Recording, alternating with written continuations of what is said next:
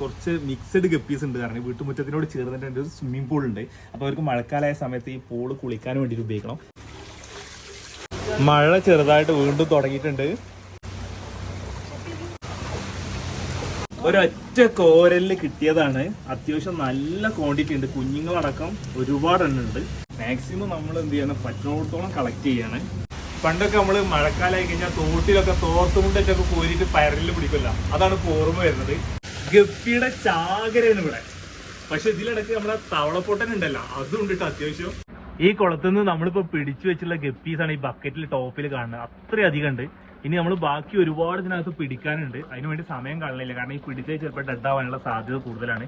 ചെറിയ ബക്കറ്റിലാണ്. അപ്പോൾ ഇതിൽ നിന്ന് നമ്മളിതാ ഇതുപോലെ ചെറിയ നെറ്റിലാക്കിയിട്ട് കോരിയിട്ട് സെപ്പറേറ്റ് വേറെ നല്ല വെള്ളത്തിലേക്ക് മാറ്റിയിട്ട് നമ്മൾ പുതിയ ടാങ്കിലേക്കൊക്കെ വരെ മാറ്റാനുള്ള പരിപാടി. അങ്ങനെ നമ്മൾ കളക്ട് ചെയ്തിട്ടുള്ള ഗപ്പികളതാ പുതിയൊരു ടാങ്ക് നമ്മളിവിടെ സെറ്റാക്കിയിട്ടുണ്ട്, അങ്ങോട്ട് മാറ്റിയാണ്. അത്യാവശ്യം ഗപ്പികളുണ്ട്. ഇനിയും ഒരുപാട് ഗപ്പീസ് നമുക്ക് കളക്ട് ചെയ്യാനുണ്ട്. ഇപ്പം കളക്ട് ചെയ്ത് ഇതാ കുറച്ചും കൂടി നമ്മൾ കൊണ്ടുവന്നിട്ടുണ്ട്. നേരത്തെ കൊണ്ടുവന്നിട്ടുള്ളതാണ് ഈ കാണുന്നത്. അപ്പോൾ ഇതിനകത്ത് നമ്മളെല്ലാം കൂടി ഇടുന്നില്ല, കുറച്ചും കൂടി ഇതിനകത്തേക്കാണ് മാറ്റുന്നുണ്ട്. ഈ ടാങ്കിനകത്ത് ഫോക്സ്റ്റൈൽ പ്ലാന്റ് ഒക്കെ ഇട്ടിട്ടുള്ള ടാങ്കാണ്. ബാക്കി ഗപ്പീസിന് കംപ്ലീറ്റ് നമ്മളിതാ ഇങ്ങോട്ട് മാറ്റുന്നുണ്ട്. കൂടുതൽ കാഴ്ചകളും വിശേഷങ്ങളൊക്കെ ആയിട്ട് വരും ദിവസങ്ങൾ കാണാം. ബൈ.